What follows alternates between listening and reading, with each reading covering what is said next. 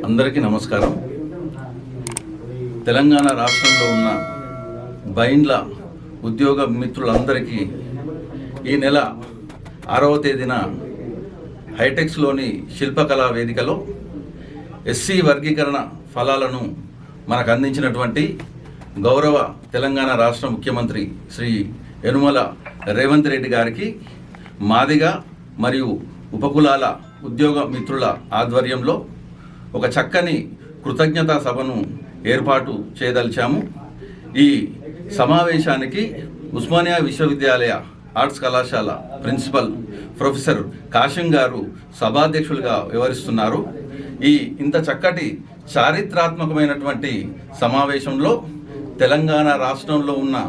బైండ్ల ఉద్యోగ మిత్రులందరూ కూడా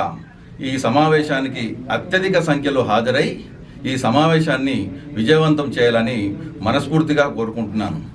అంబేద్కర్ గారు బోధించినటువంటి బోధించు, సమీకరించు, పోరాడు ఈ 3 సిద్ధాంతాలను మన బైండ్ల జాతి అనాదిగా పుణికిపుచ్చుకొని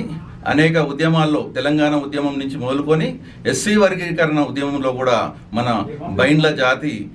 క్రియాశీలకంగా పనిచేసి మన గౌరవనీయులు తెలంగాణ రాష్ట్ర ఉప ముఖ్యమంత్రి కడియం శ్రీహరి గారి ఆధ్వర్యంలో మనకు ఈ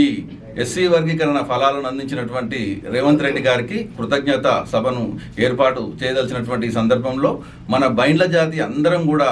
మరోసారి ఈ సభను విజయవంతం చేయాల్సినటువంటి అవసరం ఉన్నదని తెలియజేస్తూ తప్పకుండా